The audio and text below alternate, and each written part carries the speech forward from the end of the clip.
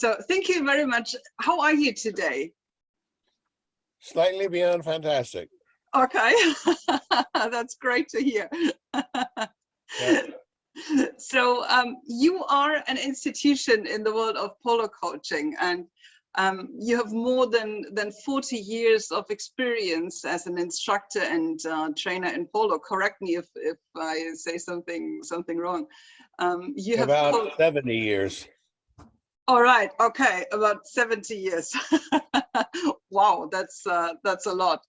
Yeah. So you have in your career coached teams as well as individual players, and amongst them what I found, Juan Martinero and Sebastian Merlos and my good friend Thomas Winter. And this is Yep. just to name a few.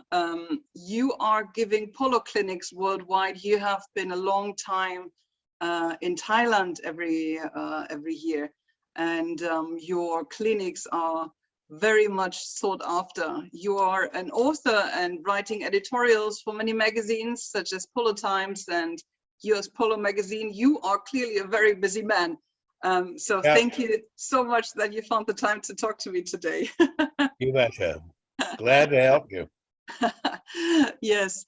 So yeah, my intention is to talk about the mental side of polo a little bit. So is that all right with you? I have no problem with that. I'm rather interested to see how you're going to approach addressing the mental side of polo. Okay. Because the mental side of polo is basically the mental side of life.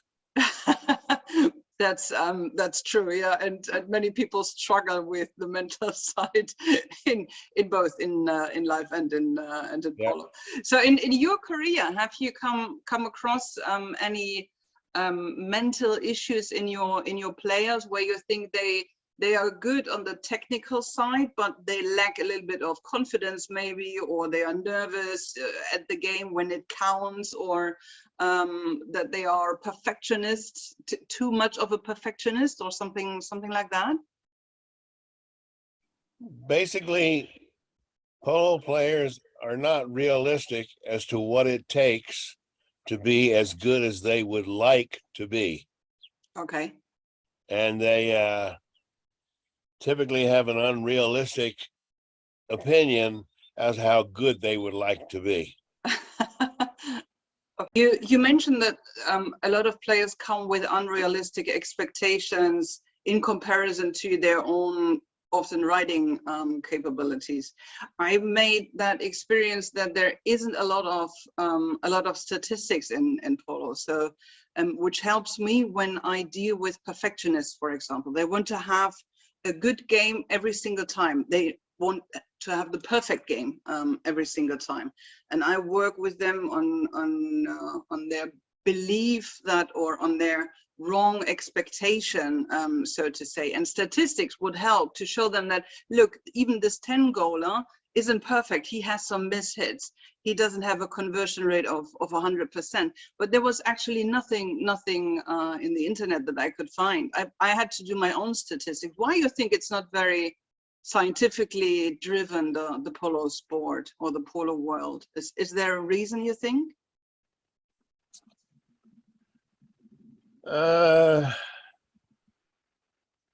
As I pointed out in an email, polo is so complex and complicated. Just the game itself is. And now you add riding the horse on top of that. And that Yeah. and now you add playing against a player that might be better than you and riding better horses than you. All of a sudden your life just came incredibly difficult to live. Okay. Are you with me on that? Yes, of course. And because of that,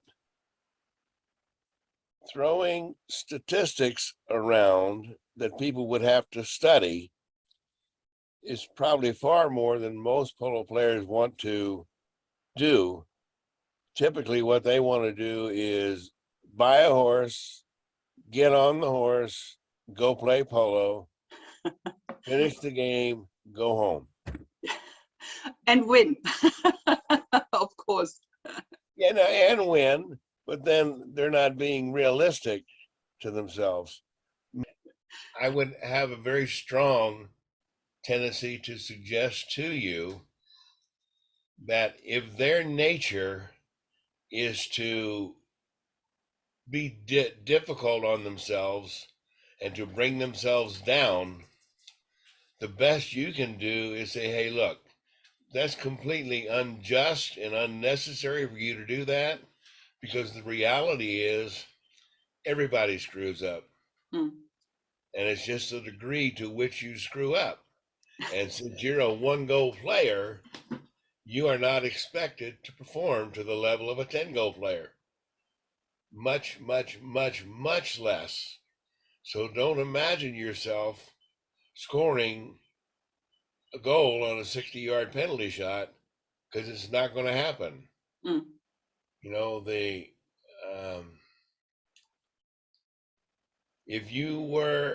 if someone were to keep statistics on 10-goal players on what is their percentage of success of hitting penalty shots, it probably would never be over 70% at the very, very best for a 10-goal player. Mm. All right. The players who get up into the 80% range, 10-goal players, they are exceptional at penalties, but they are far less successful in other aspects of their game. Mm. So they figured out how to balance it to maintain a 10-goal rating. Mm. But if you're going to pick one particular subject, penalties, very few high goal polo players really understand how to hit a penalty. Mm. Okay. And it, as is true in almost every aspect of polo, how to do it in a most successful way is not understood. It's just a matter of they've done it so many times Mm. that they understand how to do it. They don't really know what they do. All they know is this: if I just don't try to swing hard, I normally will hit a pretty good ball. Mm. And as long as stress is not too great, they can learn to not swing hard. Mm. But as soon as the pressure of the game is on and they have to make this shot, pressure's on and there's a good chance they're going to miss. Mm. And it's not bad, it's not good. It just is. It's the way it is. Mm. And the 10 goalers, they just accept those sort of things and say, hey, I screwed that one up, but I'll get the next one. Mm. Well, from my understanding of the situation, 10 goalers go through the same worries and problems that 1-goal players go through. Mm. Yeah.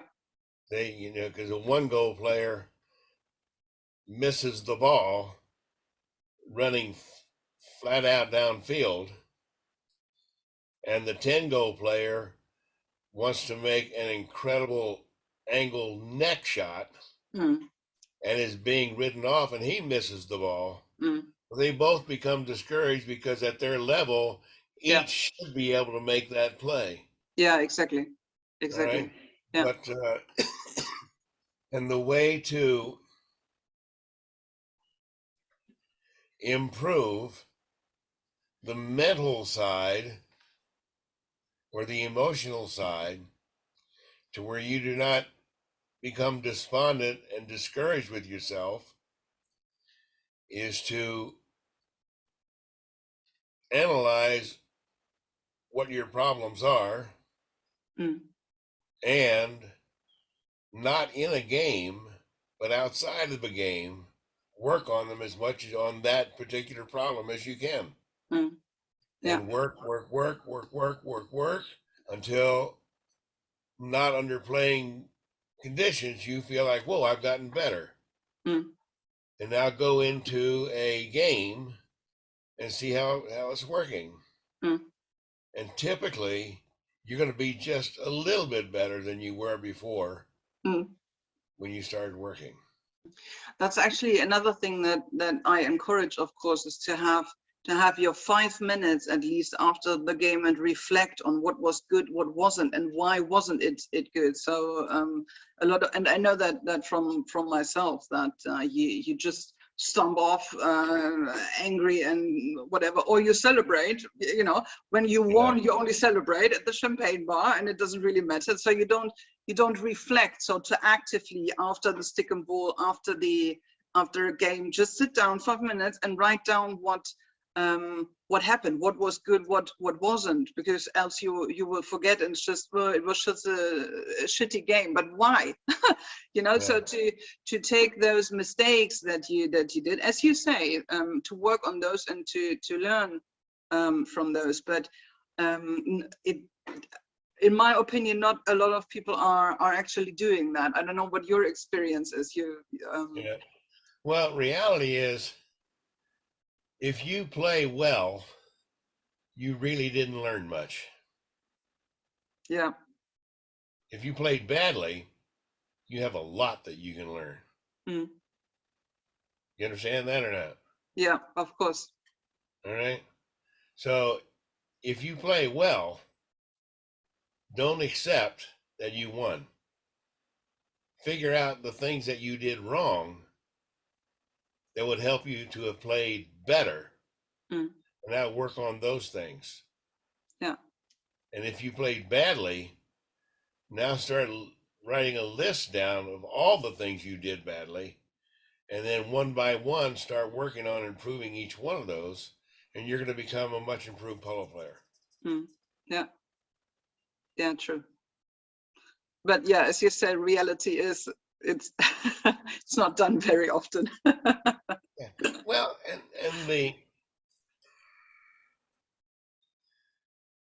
the people who don't want to learn are not going to get a whole lot better. Yeah. Right. But if you get angry at yourself because you didn't play well, then there's a pretty good chance you're going to want to learn how to not play badly. And now it's a matter of identifying specific problems or specific situations related to particular problems. Yeah. And then start working on each one of those. You're just you finish your new book, Improving Polo Skills. When is that gonna hit the shelves? Almost everything you would want to know will be in the books and the videos. But you've got to know what you want to address, what you want to read about, what you want to improve on. You've got to read the specific part related to that problem, watch the video to see how it's done, and now go work on it. So it's a huge, huge project. Yeah, I guess. And my intention is not to sell it piece by piece, but to sell the whole package. Yeah. As one unit, but have the package broken down very clearly as related to subject matter, such as accelerating the horse, hitting the near side back shot, hitting the near side tail shot, which is different than the back shot. So I demonstrate how to do each of those things. So it's a huge project, and there's nothing on the market like it. I mean, not even close. Yeah. And my intention is to put everything I understand about teaching polo and learning to play polo, put everything I understand about it in the book form and video form. Thank you so, so much. You betcha. You have a good day, Kristin. Have a good day. Thank Take you. care. Bye-bye. Bye-bye.